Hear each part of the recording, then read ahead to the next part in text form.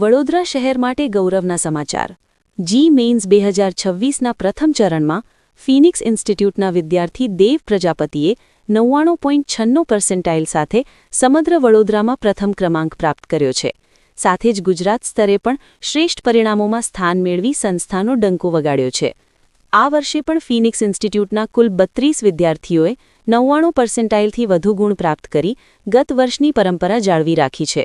સંસ્થા તરફથી આશા વ્યક્ત કરવામાં આવી છે કે એપ્રિલ 2026ના બીજા ચરણમાં પણ વધુ વિદ્યાર્થીઓ સફળતા હાંસલ કરશે અને દેશની પ્રતિષ્ઠિત સંસ્થાઓમાં પ્રવેશ મેળવશે.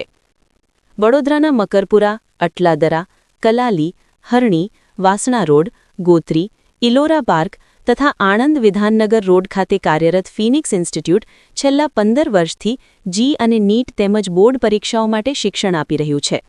સંસ્થાના ફાઉન્ડર અને ડિરેક્ટર મુકેશ દાદવાણીના જણાવ્યા અનુસાર 2 ટાઈમ ટીચિંગ મોડલ, વિશેષ સ્ટડી મટીરિયલ, નિયમિત ટેસ્ટ અને વ્યક્તિગત માર્ગદર્શન જેવી પદ્ધતિઓના કારણે સંસ્થા સતત શ્રેષ્ઠ પરિણામ આપી રહી છે. ઉલ્લેખનીય છે કે દર વર્ષની જેમ આ વર્ષે પણ ધોરણ 10 બોર્ડના વિદ્યાર્થીઓ માટે ફ્રી 30,000 પેપર સેટનું વિતરણ કરવામાં આવી રહ્યું છે. વડોદરા શહેરમાં ફરી એકવાર શૈક્ષણિક ક્ષેત્રે નોંધપાત્ર સફળતા નોંધાઈ છે.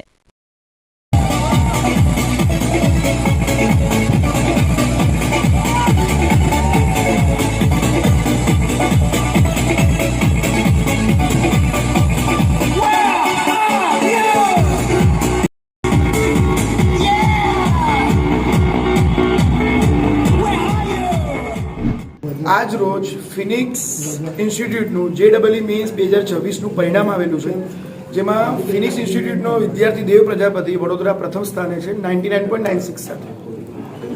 ફિનિક્સના 99 PRથી વધારે એચિવર્સ ફિનિક્શિયન્સ 32 વિદ્યાર્થીઓ છે અને આ પાછળ ફેકલ્ટીઝ, વિદ્યાર્થીઓની મહેનત અને પેરેન્ટનો સહકાર અને અમારા માટે જે ટ્રસ્ટ કર્યો એ બદલ ખૂબ ખૂબ આભાર. ये अच्छा लग रहा है मुझे और इसके बाद मैं अभी मेंस 2 और JEE एडवांस पे तैयारी फोकस करूँगा. और फ्यूचर में प्लानिंग क्या है? फ्यूचर में मेरा प्लान है मैं कंप्यूटर साइंस या फिर मैथ्स एंड कंप्यूटर के डिपार्टमेंट को परस्यू करूँ. अभी जो AI का ज़माना है उसमें आप क्या करोगे? AI का ज़माना बस एक नया ज़माना है, ऐसा नहीं है कि कुछ अलग है, बस इसको सीखते रहना है और सही तरह से इसका उपयोग करना है.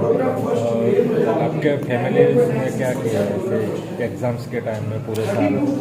मेरे फैमिली ने मुझे बहुत सपोर्ट किया और जब भी कोई रिजल्ट थोड़ा सा ख़राब आए तो उन्होंने मुझे संभाला और बोला कि बस आगे भी फोकस करना है. अभी पूरी दुनिया डिजिटल में मोबाइल का यूज़ आप कैसे कर रहे हैं? मोबाइल का मेरा यूज़ सिर्फ व्हाट्सएप से कनेक्टेड रहने में था और एजुकेशनल वीडियोज़ देखने में.